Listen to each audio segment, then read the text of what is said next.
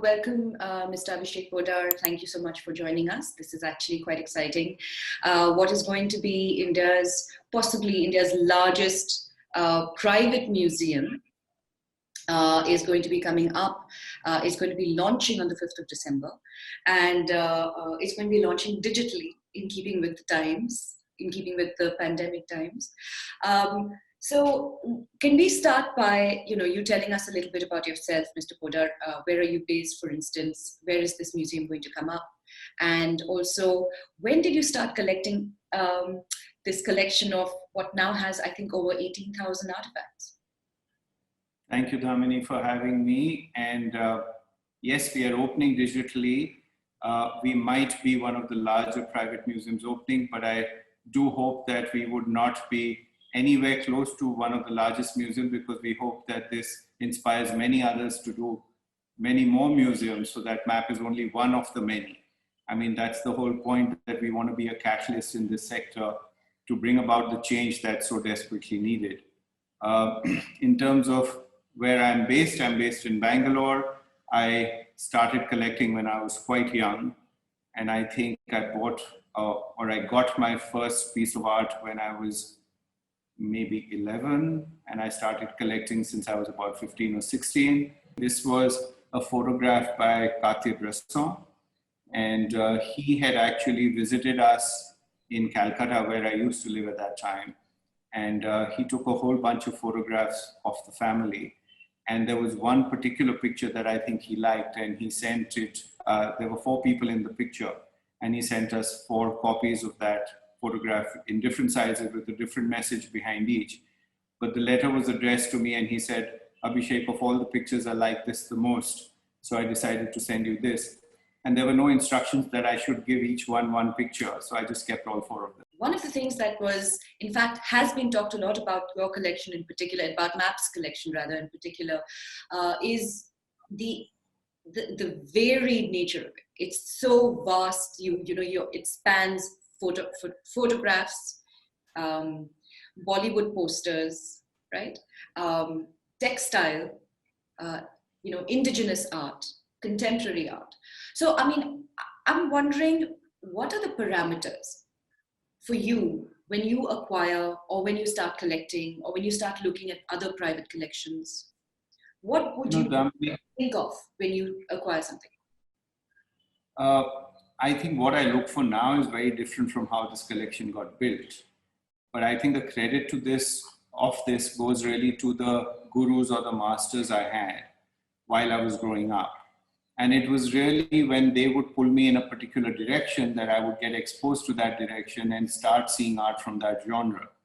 So, it was Husain who came into my life when I was 15 years of age. One day I saw him standing on the road in Calcutta when I was down for my holidays from boarding school. And I was interested in art. I said, this guy looks like Husain, but it can't be. But when the car went a little further and I turned around and saw he wasn't wearing shoes, I asked the driver to turn around and come. And I got off and I asked him, I said, "Husain Saab." So he says, "How did you recognize me?" I said, "You're not wearing shoes." So I said, "Can I drop you somewhere?" Because it seemed like he was waiting at the bus stop. And he said, "No, I'm not waiting for the bus, but I'm waiting for someone to pick me up. And he's late. So would you mind waiting here with me until he comes?" And we got talking, and it was about 15 minutes until that person came. And it was right outside, literally like a minute away from home. So he said, "Where do you live?" And I pointed out the house to him. He said, "Okay, let me come over for tea tomorrow." And he did. And after that, he would stay with me when he would come to Cal. So that became an early friendship. And, so one got exposed to art. Then it was Manjit Bawa who took me under his wing, because I got interested in art when I used to come from Doon to his studio at Gadi. And he took me and introduced me to other artists. So that's really what got me interested in modern and contemporary painting. Whereas it was someone like Swami who introduced me to Jangar and Buri Bai, which took me towards folk and tribal art. It was a Jyotindra Jain who showed me what craft was. And, he was at that time the director of the Crafts Museum. It was Mapu who had done his fantastic Vishwakarma show, which I saw. And he took me under his wing when it came to textiles. So there was no method to this madness. It was just who I met, who I got inspired by, and these were really the best people in their field. Those were times where people were just not spending time with this, and therefore the artists and these gurus had all the time in the world to spend with somebody who was really interested. And I was, how old was I? I was 15, 17 when I'm 20 at best when I met these people. And I was like a sponge. I was just soaking in whatever I was hearing. And, you know, this is before I had, so I was working with a law firm and a bank. And I remember I spent about 2.5 months in Bombay with Standard Chartered Bank. But every evening and every weekend was spent with artists and galleries. So that's how I learned everything. Is there something that you have, because now you have a very large collection, right? So, and of course you're starting a private museum. Is there some sort of a goal or a vision of what that collection needs to look like? The honest answer is no. I have no clue what I want it to look like, because when I was buying for myself, it was a different way that I would look at it. Today, I think the way if a museum was to acquire something, it would not be the way I would personally look at it. I mean, there's an acquisition committee in place. Right.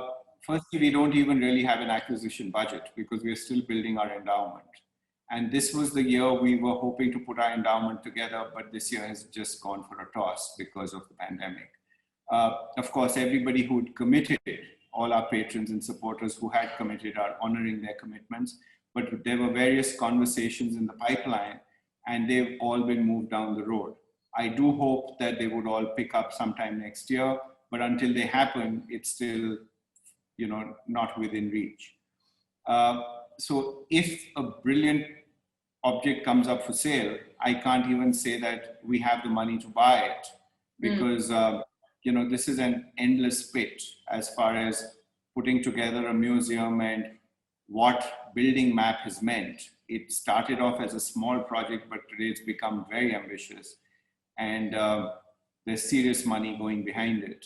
We are doing a week-long festival, and I think we are going to have over 100,000 people watching it together.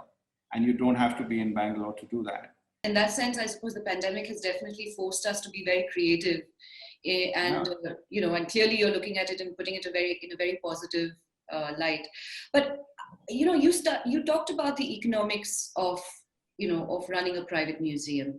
For the benefit of our listeners, could you tell us what really goes into, in terms of the monies involved, what goes into actually putting together a private museum?